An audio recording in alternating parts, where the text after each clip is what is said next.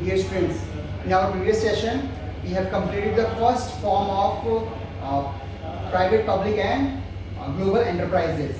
That is departmental undertaking. पिछली बार उन्होंने जो पहला फॉर्म था वो कंप्लीट किया था, वो था डिपार्टमेंटल अंडरटेकिंग। और आज जो हम कंप्लीट करने जा रहे हैं, आज जो हम सीखने जा रहे हैं, समझने जा रहे हैं, वो है second form of private, public and global enterprise. वो है आपका पब्लिक कॉर्पोरेशन। इसका एक और नाम है स्टेटरी कॉर्पोरेशन। तो आप इसको याद करिएगा, समझिएगा। पब्लिक कॉर्पोरेशन एंड स्टेटरी कॉर्पोरेशन एक ही है। कभी कभी मैं एग्जाम में दे सकता हूँ पब्लिक कॉर्पोरेशन से रिलेटेड क्वेश्चंस, या फिर मुझे नाम चेंज करके क्या बोलूंगा, स्टेटरी कॉर्पोरेशन। बच्चों को ये पब्लिक वाला याद रहता है, ये याद नहीं रहता, तो याद रखिएगा आप लोग, दोनों क्या है, एक ही चीज है और दोनों ही इंपॉर्टेंट है। ओके, नाउ अभी पब्लिक कॉर्पोरेशन होता क्या है? पब्लिक कॉर्पोरेशन होता क्या है? पब्लिक कॉर्पोरेशन जो होता है वो फॉर्म्ड होता है बाय पासिंग स्पेशल एक्ट। देखिए यहाँ पे लिखा हुआ है form by special act of parliament. यानी कि जो पब्लिक कॉर्पोरेशन होता है वो कैसे फॉर्म होता है, कैसे स्थापित होता है, कैसे वो चलता है। ये चलता है पार्लियामेंट में, पहले डिस्कशन होता है पब्लिक की कुछ प्रॉब्लम्स को लेकर। फॉर एग्जाम्पल, बहुत साल पहले एक प्रॉब्लम आया था पब्लिक को, लोगों को, जो पीपल हैं, लोगों को एक प्रॉब्लम आया कि हम पैसे कहाँ डिपॉजिट करें, हमारा पैसा कैसे सेफ रहेगा, हमें इंटरेस्ट कहाँ पे ज़्यादा मिलेगा, इंटरेस्ट कैसे मिलेगा। और बहुत सारे बिजनेसमैन को प्रॉब्लम्स आ रहा था कि हम पैसे कहाँ से निकालेंगे, कहाँ पे डिपॉजिट करेंगे। तो इस तरीके से पार्लियामेंट में डिस्कशन स्टार्ट हुआ कि क्या किया जाए। फिर पार्लियामेंट में डिस्कशन होने के बाद वहाँ पर एक एक्ट पास किया गया। एक्ट पास करने के थ्रू वहाँ पर क्या किया गया, SBI, आपको मालूम होगा स्टेट बैंक ऑफ इंडिया, उसके थ्रू क्या हुआ, उसको आगे लेकर आए। यानी उस एक्ट के थ्रू एक बैंक स्थापित हो गया, एक हमारे पास आया SBI, state bank of India. फिर यानी कि जब एक्ट पास होता है पार्लियामेंट में, उसके थ्रू क्या होता है, पब्लिक को सर्विस प्रोवाइड करने के लिए अलग अलग चीज़ें हमारे सामने आती हैं, अलग अलग कंपनीज हमारे सामने आती हैं, अलग अलग फॉर्म्स हमारे सामने आते हैं। फॉर एग्जांपल जैसे कि इंडियन एयरलाइंस, ताकि लोग ट्रैवल इजीली कर सकें। एयर इंडिया एक और एग्जांपल है, ताकि लोग इजीली ट्रैवल कर सकें। SBI है ताकि लोग पैसे डिपॉजिट कर सकें, विड्रॉ कर सकें और बहुत सारे ट्रांजेक्शंस में कर सकें। LIC भी है, जहाँ पे अपने लाइफ इंश्योरेंस कॉर्पोरेशन के थ्रू, LIC के थ्रू लाइफ इंश्योरेंस करवा सकते हैं। बहुत सारी चीज़ें हो सकती है। वैसे ONGC है। तो ऐसे करके बहुत सारे एक्ट के थ्रू बहुत सारी चीज़ें फॉर्म हुआ, जिसके थ्रू पब्लिक को सर्विसेज मिला। ओके, तो सेम वही है आपका पब्लिक कॉर्पोरेशन। इसलिए क्या होता है, एक स्पेशल एक्ट बनाया जाता है, एक नियम बनाया जाता है, एक्ट बनाया जाता है, कानून बनाया जाता है और उस कानून को पारित किया जाता है पार्लियामेंट में, जिसके थ्रू बहुत सारी कंपनीज फॉर्म होती हैं।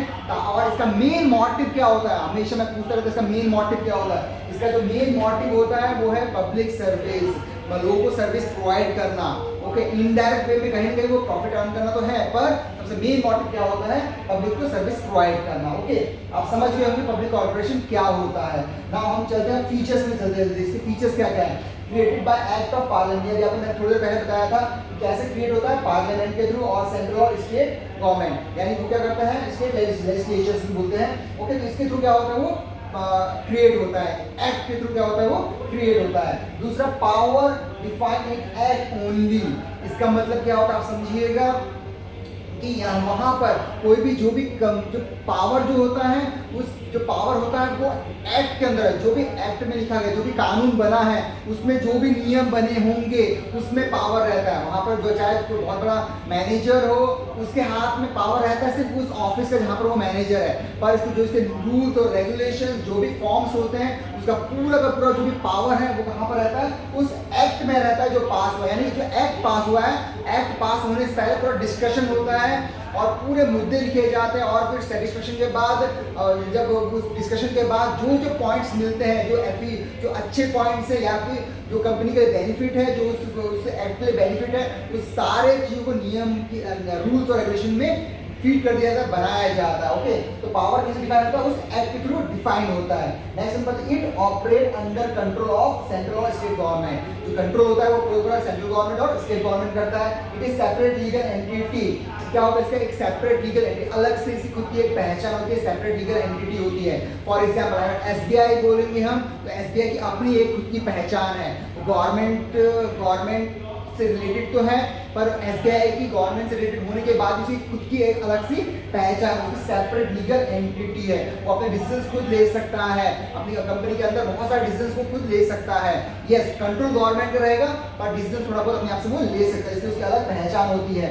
Now manage by board of directors, जो पब्लिक कॉर्पोरेशन होता है वो कौन मैनेज करता है? बोर्ड ऑफ डायरेक्टर्स, यानी गवर्नमेंट क्या करती है उस एक्ट को पास करने के लिए, उस एक्ट को पास करने के लिए और पास होने के बाद जब वो फॉर्म हो जाता है, जैसे एसबीआई फॉर्म हो गया, एलआईसी फॉर्म हो गया, उसके बाद फॉर्म होने के बाद उसमें बोर्ड ऑफ डायरेक्टर को वो सिलेक्ट करते हैं और वही बोर्ड ऑफ डायरेक्टर्स क्या करते हैं, पूरे ऑर्गेनाइजेशन को वो क्या करते हैं, मैनेज करते हैं, रन करते हैं और चलाते हैं। ओके, नेक्स्ट ये ओन रूल्स हैं, rules of recruitment and remuneration बोलते हैं इसमें, यानी कि अगर बात करें पब्लिक कॉर्पोरेशन में तो यहाँ पर अगर उन्हें स्टाफ चाहिए, अगर कोई भी कंपनी उसमें उन्हें स्टाफ चाहिए या फिर उन्हें मैनेजर चाहिए, तो ऐसे नहीं उन्हें फिर गवर्नमेंट के पास जाना पड़ेगा, बोलना पड़ेगा कि भाई हमको रिक्रूटमेंट करना है, हमें नए लोगों को लेकर आना है, कैसे लेकर आए। नो, उनके हाथ में पावर रहता है, उनके हाथ में पावर रहता है कि वो लोग उसमें कोई भी स्टाफ्स को रख सकते हैं, उनका इंटरव्यू ले सकते हैं, जैसे फॉर एग्जांपल एलआईसी हो गया, एसबीआई, वो खुद अपने इंटरव्यूज करवाते हैं और जो एफिशिएंट स्टाफ उनको मिलते हैं, एफिशिएंट वर्कर्स मिलते हैं, उनको वो हायर कर लेते हैं, वो अपने आप से क्या कर सकते हैं, हायर कर सकते हैं, लेकर आ सकते हैं। Okay, and enjoy administrative autonomy, तो इसमें क्या होता है, जो एडमिनिस्ट्रेशन का जो मैनेजमेंट क्या मैनेजमेंट का काम है उसमें उनको एक फ्रीडम मिलता है। ऑटोनॉमी मतलब होता है फ्रीडम, मैं बहुत बता चुका हूं आप लोगों को, ठीक है। तो ऑटोनॉमी मतलब क्या होता है, फ्रीडम। तो इंजॉय एडमिनिस्ट्रेटिव ऑटोनॉमी, तो वहाँ पर कोई बंदिशें नहीं होता है, वहाँ पर उनको कोई रिस्ट्रिक्शंस नहीं होता ज़्यादा, वो उनको एडमिनिस्ट्रेशन करने के लिए फुल फ्रीडम रहता है, वो खुद मैनेज कर सकते हैं सारी चीज़ों को अपने उस फॉर्म के अंदर, उस ऑर्गेनाइजेशन के अंदर। ओके, ये था फीचर्स, और मैं आपको बहुत बार मैंने बता चुका हूँ, जब हम फीचर्स पढ़ते हैं किसी भी टॉपिक का तो उसी फीचर्स में से हमें मिलता है क्या, मेरिट्स और डीमेरिट्स, यानी कि अगर आप फीचर्स समझ जाएंगे और फीचर समझने के बाद आप मेरिट्स और डीमेरिट्स को छांट सकते हैं अपने आप से। ओके, नाउ हम आ रहे जल्दी से मेरिट्स, यानी पब्लिक कॉर्पोरेशन या स्टेटरी कॉर्पोरेशन के मेरिट्स क्या है, फायदे क्या क्या हैं। इसके फायदे ये हैं कि वहाँ पर एडमिनिस्ट्रेटिव ऑटोनॉमी मिलता है, जो भी वहाँ पे फॉर्म है, जो भी ऑर्गेनाइजेशन से वहाँ पे फॉर्म हुआ है उस एक्ट के थ्रू, तो उसे क्या मिलता है, एडमिनिस्ट्रेटिव, यानी वो एडमिनिस्ट्रेटिव मतलब क्या, मैनेज करने की आज़ादी रहती है। ऐसा नहीं कि गवर्नमेंट ही आके मैनेज करेगी, ऐसा नहीं है, वहाँ पर उनको फ्रीडम मिलता है एडमिनिस्ट्रेशन करने का। ये कुछ फायदे हैं इसके। ओके, क्विक डिसीजंस, यानी जल्दी डिसीजंस ले सकते हैं, वहाँ पे इतना दबाव नहीं होता, वहाँ पे जल्दी डिसीजंस ले सकते हैं। सर्विस मोटिव, आपको मैं पहले ही बता चुका हूँ, जो भी स्टेटरी कॉर्पोरेशन है या पब्लिक कॉर्पोरेशन है, उसका main motive behind forming this is only service motive, not to earn profit, ये आप समझ लीजिएगा। ओके, सर्विस मोटिव रहता है। ओके, नेक्स्ट एफिशिएंट स्टाफ, तो वो कैसे स्टाफ को हायर करते हैं, एफिशिएंट स्टाफ, इंटरव्यूज वो खुद लेते हैं और इंटरव्यूज लेने के बाद जो पैनल बैठा होता है बोर्ड ऑफ डायरेक्टर्स का और जो उसमें एफिशिएंट लोग बैठे होते हैं, वो एफिशिएंट स्टाफ को ही क्या करते हैं, सिलेक्ट करते हैं उस कंपनी में या उस ऑर्गेनाइजेशन में वर्क करने के लिए। ओके, प्रोफेशनल मैनेजमेंट, जो मैनेजमेंट होता है वो बहुत ही प्रोफेशनल तरीके से होता है। जो हमने अभी इससे पहले पढ़ा था, वो जो डिपार्टमेंट अंडरटेकिंग जो पढ़ा था, उसमें क्या होता है, उसमें मैनेज होता है इतना एफिशिएंट नहीं होता, इनएफिशिएंट था। क्यों? क्योंकि वहाँ पे गवर्नमेंट मैनेज कर रहा था और वहाँ पे मिनिस्टर होते थे, कोई हो सकता है एफिशिएंट, कोई ना हो, तो इस तरीके से वो प्रोफेशनली नहीं होता था। पर यहाँ पर जो मैनेजमेंट होता है बहुत प्रोफेशनली होता है, बिकॉज प्रोफेशनल मैनेजर्स आते हैं जो प्रोफेशनल लोगों को ही सिलेक्ट करते हैं। जब मैनेजमेंट क्या होता है, वो प्रोफेशनल वे में मैनेजमेंट होता है। ओके, नाउ ये तो था कुछ मेरिट्स। दूसरा पॉइंट आएगा हमारा डीमेरिट्स।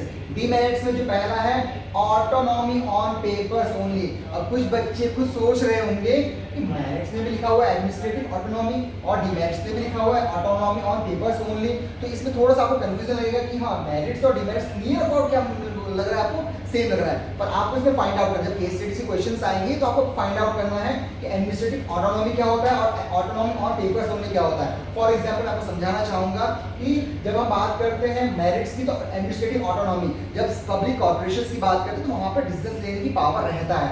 पर ज्यादातर डिसीजन क्या होता है, जो ज्यादातर डिसीजन होता है जो बोर्ड ऑफ मेंबर्स रहते हैं वही मैक्सिमम डिसीजंस लेते हैं। तो क्या होता है, ऑटोनॉमी ऑन पेपर्स ओनली, सिर्फ दिखावे के ऊपर है, पर जो डिसीजंस पावर होता है वो बोर्ड ऑफ मेंबर्स के हाथों में रहता है। ओके, वो कुछ डिमेरिट्स है। नेक्स्ट है लैक ऑफ इनिशिएटिव्स। यहाँ पे लैक ऑफ इनिशिएटिव रहता है, मैक्सिमम लोगों को इनिशिएटिव्स नहीं मिलता, बिकॉज कारण क्या है, जो मैं स्टार्टिंग में बता चुका हूँ डेफिनेशन, कि कि ये जो भी ऑर्गेनाइजेशन फॉर्म हो रहा है वो किसके थ्रू हो रहा है, स्पेशल एक्ट के थ्रू। और जो एक्ट में जो कानून बन चुका है, जो नियम बन चुका है, उसमें जो रूल्स और रेगुलेशन बन चुके हैं, उसी के हिसाब से फॉर्म चलेगा, ऑर्गेनाइजेशन चलेगी। ओके, तो इसके वजह से क्या होता है, लैक ऑफ इनिशिएटिव, यार इनिशिएटिव वहाँ पे अपने आप कुछ डिसीजंस लेने को वहाँ पे नहीं मिलता है, या अपने आप कुछ इनिशिएटिव्स आगे बढ़ाने का मौका नहीं मिलता है। Okay, now next third point है रिजिड स्ट्रक्चर। जो स्ट्रक्चर होता है बहुत ही स्ट्रिक्ट होता है, रिजिड होता है, उसमें आप कोई बदलाव नहीं कर सकते। मैं पहले ही बता चुका हूँ, मैं फिर से बोल रहा हूँ, क्योंकि स्पेशल एक्ट के थ्रू पास होता है, पार्लियामेंट में डिस्कशन के थ्रू पास होता है, तो स्ट्रक्चर जो भी बनता है वो बहुत रिजिड बनता है। यानी कि अगर एक छोटा सा भी एग्जांपल से कोई फॉर्म्स हो जाए, चाहे ओएनजीसी हो गया या आपका एयर इंडिया हो गया, तो जितने भी फ्लाइट चल रही है उनका सबका एक ही नियम कायदे कानून होगा। ओके, एक ही वे में चलेंगे वो सबके साथ। ओके, तो इसलिए क्या होता है, बहुत रिजिड स्ट्रक्चर होता है उन लोगों का, उसको जल्दी चेंज नहीं कर सकते। ये कुछ डीमेरिट्स है। एंड अनफेयर ट्रेड प्रैक्टिसेस, कभी कभी क्या होता है, जो अनफेयर तरीके से वर्क भी वहां पर होता है, जो अनफेयर तरीके से वर्क होता है, यानी गलत तरीके से कभी कभी इसमें काम भी होता है। ओके, क्यों? क्योंकि वहाँ पे जो गवर्नमेंट है वो ऑब्जर्व डीपली नहीं कर पाता है इन सब चीज़ों को, क्योंकि वहाँ पे थोड़ा बहुत एडमिनिस्ट्रेटिव और ऑटोनॉमी भी रहता है। ओके, तो ये सारे जो हमने पढ़ा वो था पूरा पब्लिक कॉर्पोरेशन। ओके, जो कि पास होता है स्पेशल एक्ट के थ्रू पार्लियामेंट में। ओके, और इसमें जो भी चीज़ें हैं आप एकदम ध्यान से पढ़िए, दोबारा से पढ़िए, समझिए, सीखिए और फिर आगे बढ़िए।